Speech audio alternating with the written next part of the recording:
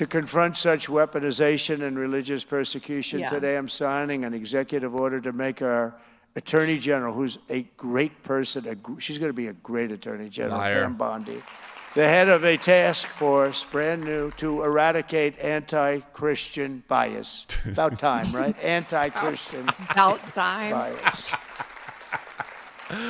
Yeah, you never heard of that one before, right? But for good reason. It's about time, isn't it, though, really? So many times you hear, but you don't hear the anti-Christian bias.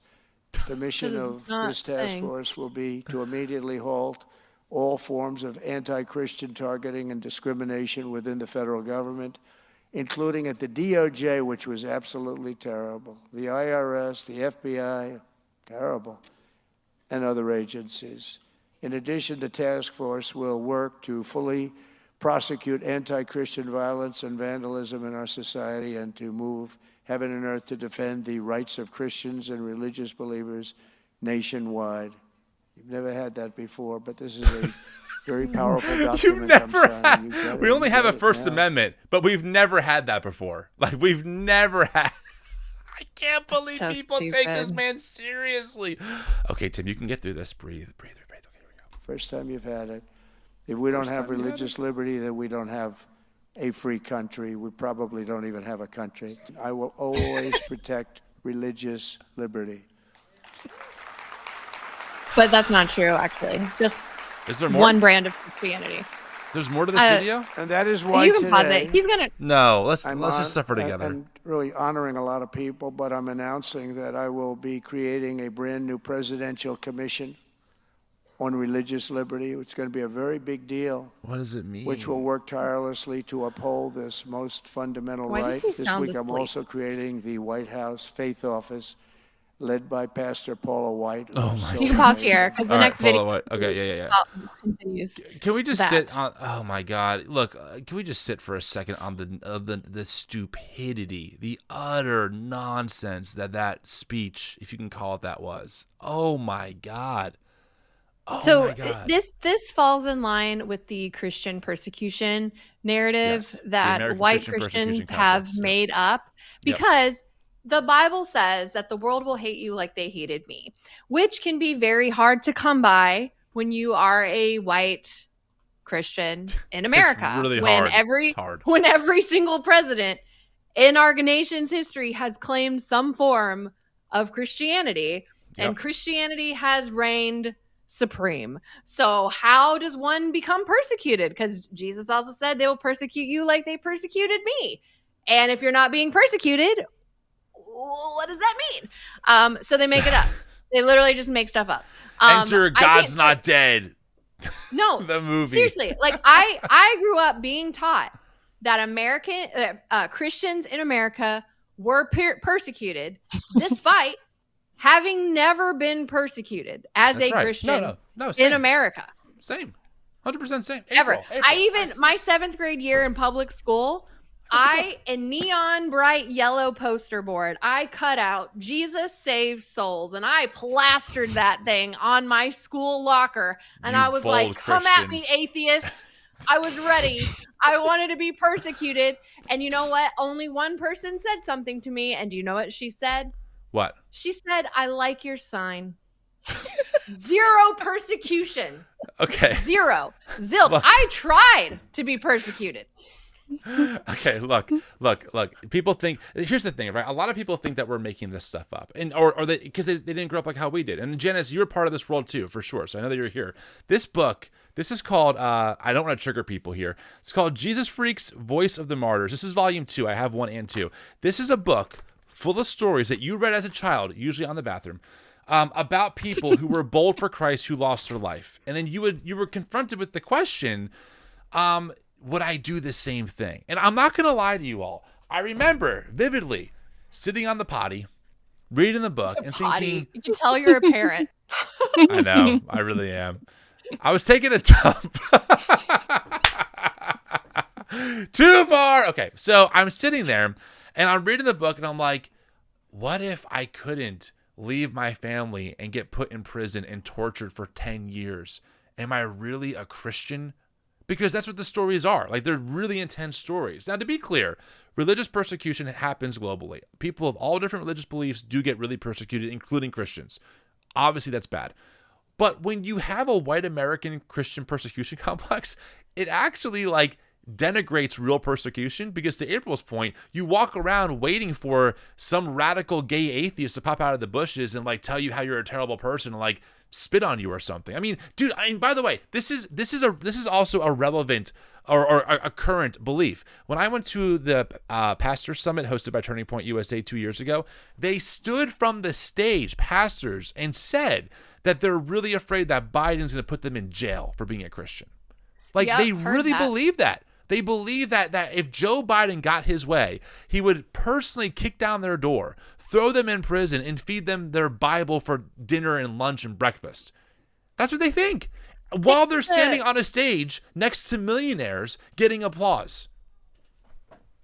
Just think of how people lost their minds when Kamala Harris told hecklers that they were at the wrong rally, and they found this like clip from the back where you hear a guy being like, Jesus is Lord. Like, she hates Christians. She hates us. Like, Legend. Columbine. Do you remember Columbine shooting? Yes, after that, kids' churches, youth groups around the world were like, gunman comes into your school and says, do you believe in God? Yes. Do you say yes? And like, literally, I was trained. I'm like, I would say yes. I would say yes. Like, trying to train 100%. myself to be a martyr. By the way, that story is largely discredited. I mean, she lost her life, which is tragic. Yep. But the story of not her, asked that question. It was not a real thing. Wow. But it's, And again, I do. stupidest timeline, dumbest people. And, you know, you're going to be persecuted. By who? Right. Because it's like this idea that the persecution is coming from the bottom, and it never, ever has. Like, that's good. When Jesus is talking about, the world will hate you the way it hates, who is he talking about? Jesus was a persecuted man. He wasn't talking about his neighbors, right? He wasn't talking about the people he was living in community with. It's always coming from the top. And so, like, again, dumbest time, I don't know how people don't see just the patterns we're repeating, the old stuff we're falling into. The government cannot be the arbiter of your relationship with God. The government cannot healthily have a religion and protect it. You just can't. And as soon as, like, this should have been, I can see you like working and Christian nationalists believe it and whatever, but like, as soon as the power flips and you have it, you are in danger. You're supposed to be giving that up. That is red flags, warning lights. And the fact that people don't see it, that they are cheering for this, that's where I'm like, you're not, you don't like the no true Scotsman and blah, blah. But at some point we have to say, like, we don't believe the same thing. Yeah, right. We don't. For sure. Definitely not not on following the the teachings of Jesus. Like, Jesus never said, go into all the world and take over the government. Yes. Like, he was very anti-power. Not a thing. And like, give up your power, give away your wealth. Like, the opposite of what a Christian nationalist is. But I do want to point out too, when they bring up Christian perfect. Do it. Let's go. It is a dog whistle for accountability. Like, they have conflated persecution with being held accountable for doing crappy things. Like, one story, the story that Trump keeps bringing up and that they're saying, like, to weed out this anti-Christian bias, was in the last year or so, there were some pro-life protesters who protested an anti-abortion clinic, and they said that because they were arrested, that was Christian and put persecution. In prison, I think some of them, right? Yeah, I think so. But they claimed, there's one lady in particular that they bring up. She was an elder lady named Paulette Harlow, and they claim she was arrested for peacefully praying in an abortion clinic.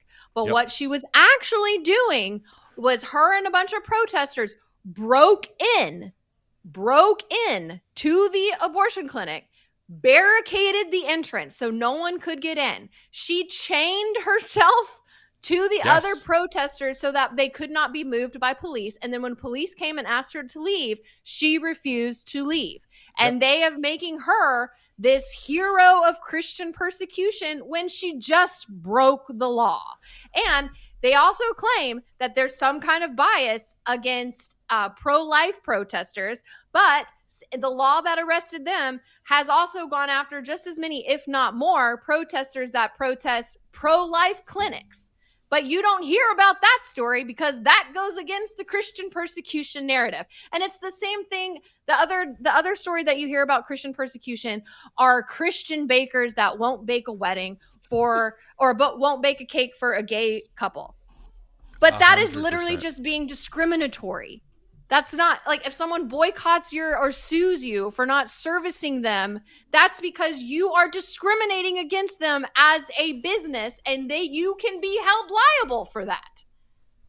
Also, how many cakes have you made for a Christian second, third, fourth, or fifth wedding? I need to tack onto this because this story about the abortion clinic thing it's even more bombastic than that because that is completely true. So this is according to the HuffPost. I hope people are ready for what I'm about to read you. This is crazy. Now, I will say a lot of people on Twitter, Christian Nationalists, really presented this as like a clear case of Christian persecution, of government overreach, and we're praising Trump. So here's what it says.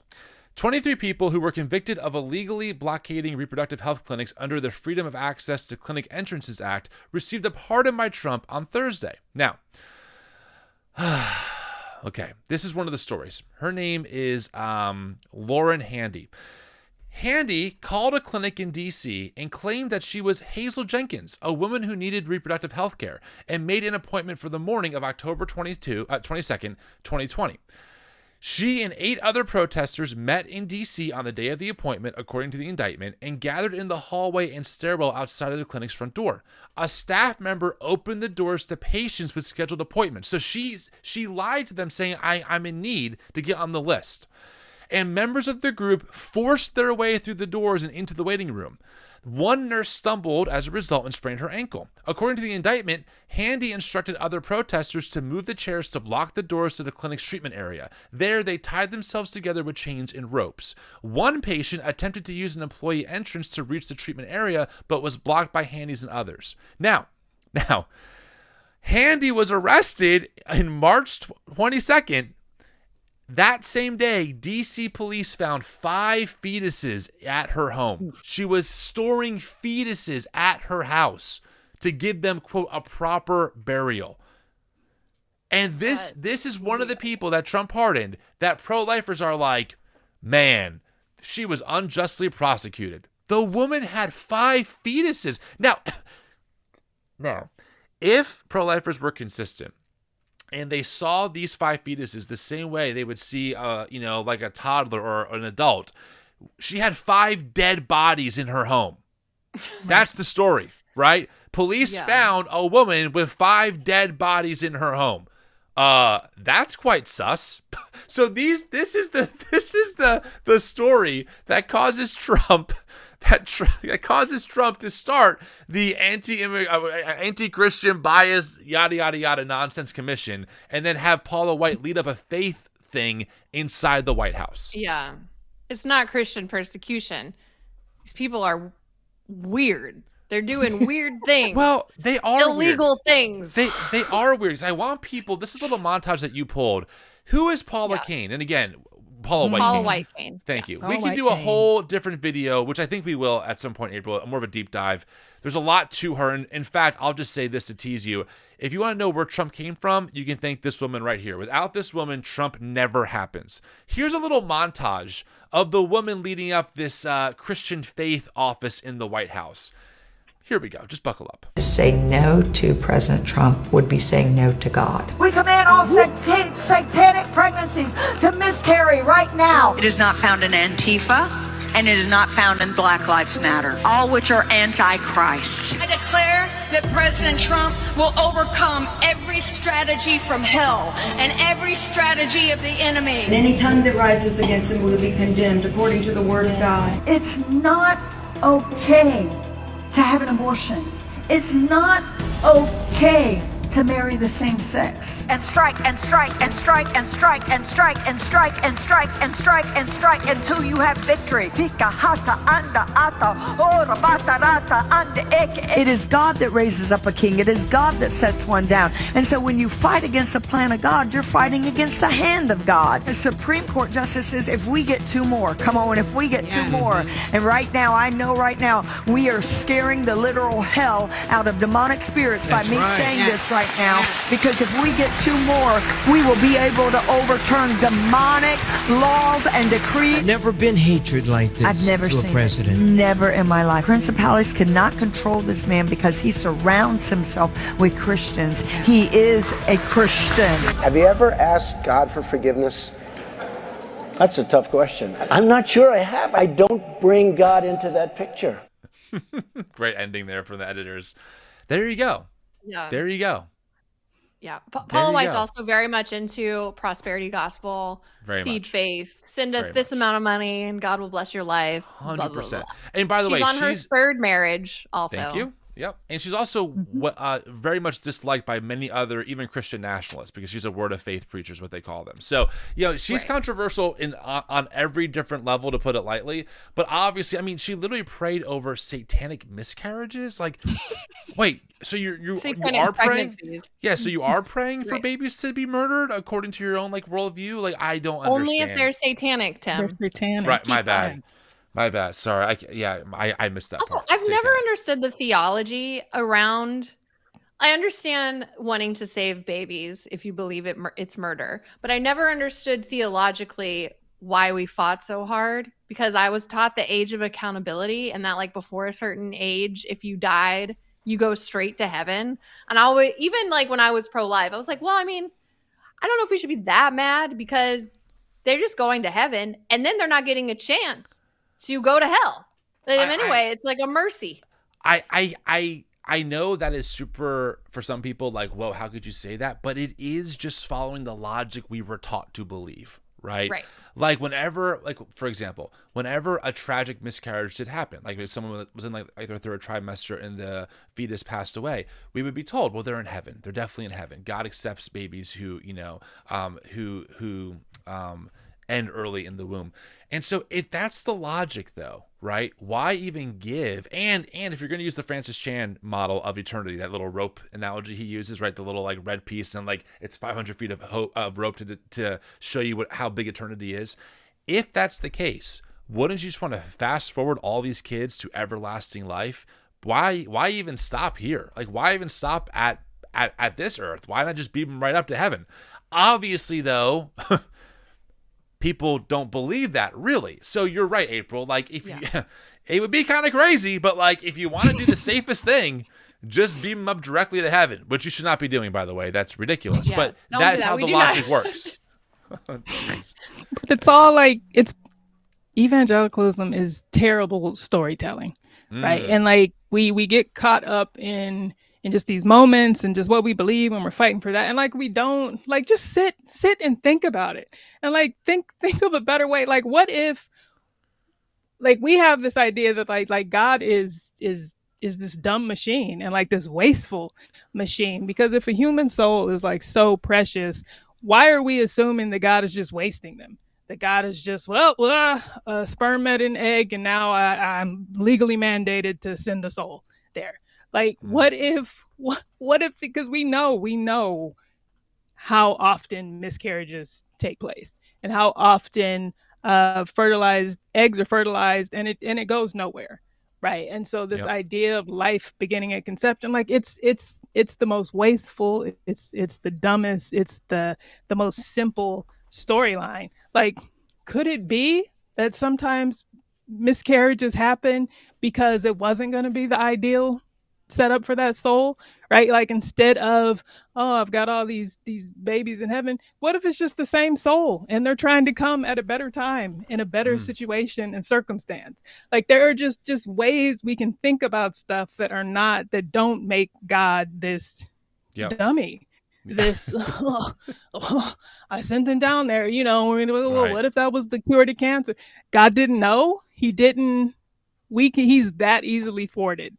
I don't understand how people are not more offended at how stupid we pretend this amazing God is. Yeah. Like I'm taking an astronomy class right now, and like the first class was just about like orders of magnitude and how like quickly, how far out the galaxy goes, and how it just gets beyond our comprehension so fast. And I was just like looking at this picture of, you know, what we think the galaxy beyond us looks like, and I'm like, honestly, what's that old joke about, like, you know, I wouldn't want to be part of a club that would have me as a member. Like I don't want to be the subject of a God that would be that interested in me. Like, you've made all of this, and we are just this minute thing, and you are that fascinated with what's going on here. Like, God, don't you have better things to do? Don't you? You should be 15 galaxies down the road. And just our fascination with ourselves and how important and special we think we are. Like, how do I know I'm the main character? How do I know it's not one of my blood cells? How do I know that's not what God is like trying to get at and trying to protect? Like, we make God so small to fit him into our boxes.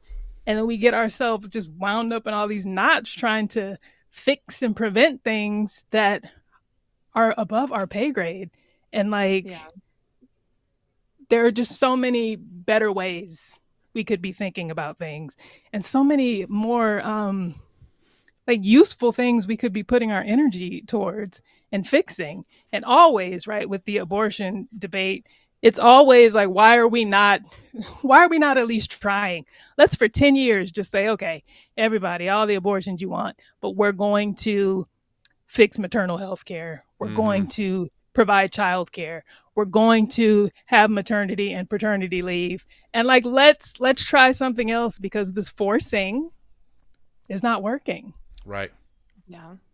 Right. 100%. But it's like, it's almost like it's not about the people, and it's just about the power and just having authority and control over others. I don't know.